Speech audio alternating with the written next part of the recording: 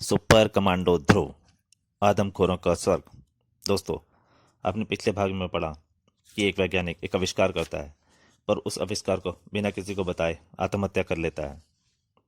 फिर इस समय दिखाया जाता है कि मदन जब पिक्चर देख के निकलता है तो भेड़िया उस पर हमला करता है, और वो जब मदन बचकर भागता है तो उसका सामना ध्रुव से होता है, और ध्रुव से भेड़िया मानव सामना नहीं कर पाता तो उससे बचकर भागता है। और ध्रुव जब उसका पीछा कर रहा होता है तो ध्रुव पर एक कराटे का वार होता है और ध्रुव बेहोश हो जाता है। और जो उसके भेड़िया मानव के साथ कुछ और उसी तरह के मत दिखाए जाते हैं। जब उसका पट्टा खोलते हैं तो भेड़िया मानव एक शाम आदमी के रूप में बदल जाता है। अब उसके आगे ध्रुव का ख्याल एकदम सही था।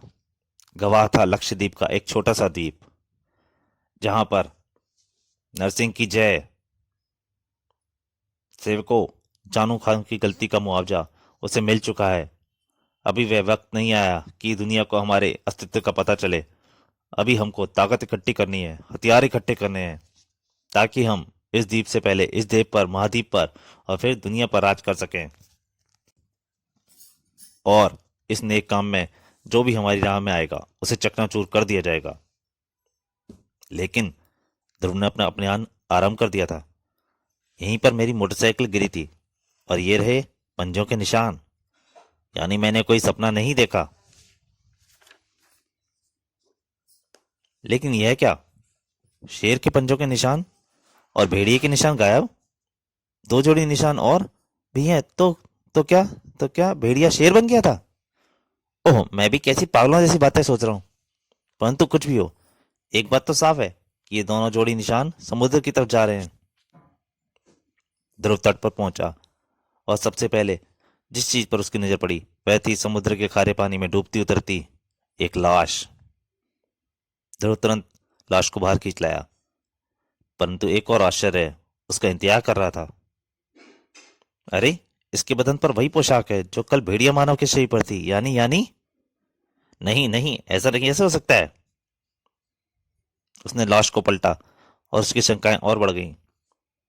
इसकी पीठ पर जलने के 3 निशान हैं, जैसे बिजली के तारों से जला हो। परेशान ध्रुव के पास परेशान ध्रुव ने पास के बूथ से पुलिस को फोन किया और घर की तरफ रवाना हो गया। आज उसकी कमांडो फोर्स की ट्रेनिंग का आखिरी दिन था। कई मानसिक और शारीरिक परीक्षा के बाद तड़ाक रिज्यूम तीनों कैडेट अपनी परीक्षाओं में खरे उतरे थे। कमांडो पीटर, रेणु और करीम, तुम तीनों ही अपनी सभी परीक्षाओं में उत्तीर्ण हुए हो। मेरी तरफ से बधाई। तुम तीनों को 1 महीने की छुट्टी दी जाती है। आज से ठीक 1 महीने बाद तुम लोग यहीं आकर मुझे रिपोर्ट करोगे। डिसमिस। धन्यवाद कैप्टन। शाम घिरने लगी थी। ध्रुव ने एक पल भी नहीं गंवाया। वह अपने दिमाग में घुमड़ते प्रश्नों का उत्तर पाने के लिए सीधा उसी स्थान पर पहुंचा जहां से उसने सुबह व रश में लाश बरामद की थी। उसका दिमाग तेजी से काम कर रहा था। इस तरफ से आश्चर्यजनक प्राणी शहर के पहले कभी नहीं देखे गए। वे वैसे ही समुद्र की तरफ से आए होंगे। इस तरफ से सबसे पास का द्वीप भी 500 किलोमीटर दूर है। वे नाव से नहीं आ सकते। बड़े जहाज से आने का खतरा वे ले नहीं उठा नहीं सकते। अब सिर्फ एक चीज बचती है, मोटर बोट। वे जानवरनुमा प्राणी अवश्य ही किसी मोटर बोट से आए होंगे। शक्तिशाली और बड़ी मोटर बोट। तभी ध्रुव का ध्यान किनारे की तरफ आती एक नाव से ने भंग कर दिया। ये कौन आ रहे हैं? शायद कुछ मछुआरे मछली पकड़कर लौट रहे हैं। ध्रुव का ख्याल सही था। वाह, शायद इनसे मेरे सवालों का जवाब मिल जाए। वे तेजी से उनकी तरफ बढ़ा। उसको ज्यादा पूछताछ नहीं करनी पड़ी। हाँ साहब, कल रात लगभग 2 बजे एक मोटर बोट को हमने दक्षिण पश्चिम दिशा में जाते देखा था। पर साहब, कोई जानवर सा आदमी हमने कभी नहीं देखा। ध्रुव इतने से ही पूर्ण संतुष्ट था। चलो, मेरा एक ख्याल तो सही साबित हुआ। यानी हत्या के वक्त आसपास ही यहाँ से एक मोटर बोट समुद्र में गई है, दक्षिण पश्चिम दिशा में। और फिर इस तरफ से दक्षिण पश्चिम दिशा में सिर्फ लक्षद्वीप समूह ही एक ऐसी जगह है जहां तक मोटर बोट से जाना संभव है। और इनमें से सिर्फ एक ही द्वीप ऐसा है जहां उस पर घने जंगल हैं और आबादी ना के बराबर है। यह द्वीप नागू उन प्राणियों के छिपने का सबसे उपयुक्त और संभावित स्थान हो सकता है। तुम तो जानते हो कि ये सारे हमारे देश का ही एक अविभाज्य अंग है, और अगर तुम्हारा शक सही है तो हमारे देश की सुरक्षा खतरे में है। हाँ श्रीमान, उस खतरनाक पानी की गर्दन तोड़कर मार डालने वाले भी उसी के प्रकार के प्राणी होने चाहिए, यानी हमारा सामना एक ऐसे खतरनाक संगठन से है। हम देखो ध्रुव, बुरा मत मानना, मुझे तुम्हारी बातों को पूरा यकीन है, लेकिन अधिकतर लोगों को इस पर बेपर की बातें लग सकती हैं। इसलिए रक्षा मंत्रालय को यह मामला देने से पहले हमको कुछ ठोस सबूत इकट्ठे करने पड़ेंगे, और इसके लिए मेरे पास तुमसे बेहतर आदमी और कोई नहीं है। ध्रुव तैयार हो गया। धन्यवाद श्रीमान, यह केस मैं अपने हाथ में लेने के लिए तैयार हूं। और ध्रुव जब कमरे से बाहर निकला तो उसका चेहरा दृढ़ निश्चय से दमक रहा था, यह जानते हुए भी कि इस केस की छानबीन की कीमत उसकी मौत हो सकती है।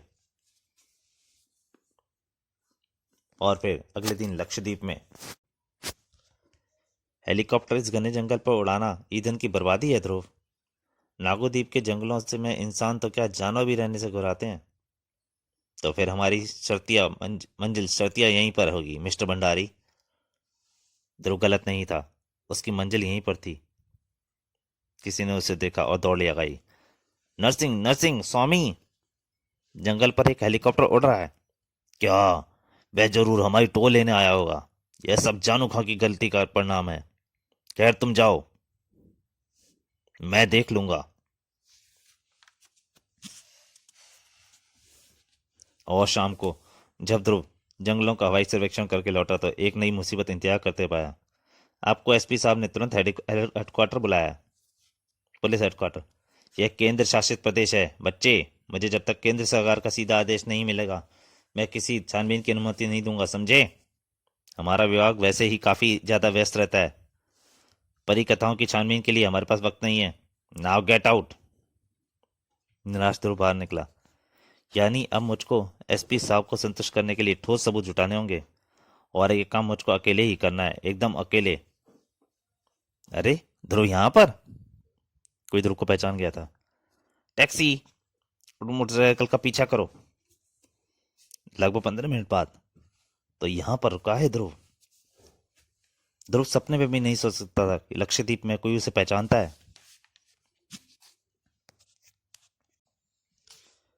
अगला पूरा दिन ध्रुव ने घने जंगलों के नक्शों के गहन अध्ययन में बिताया, और फिर शाम को जब वह उठा तो पूरे जंगल का नक्शा उसके दिमाग में घुट छुप चुका था। वह फिर से जंगल की तरफ बढ़ चला। अब वो पीछा करने वाला भी। टैक्सी, इस मोटरसाइकिल के पीछे चलो। आइए जल्दी अंदर बैठिए। आधे घंटे बाद ध्रुव घने और भीड़ जंगलों के एक छोर पर खड़ा था। पूरा जंगल एक भयावह खामोश धारण किए हुए था, एक पत्ता तक नहीं बढ़ा रहा था।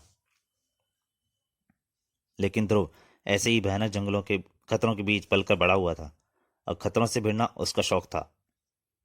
हेलीकॉप्टर से मैंने इसी दिशा में लगभग 2 किलोमीटर दूर अंदर एक जानवरुमा इंसान देखा था। अगर मैं भंडारी को उस वक्त ये बताता तो वह मेरी बात को फिर हंसी में उड़ा देता।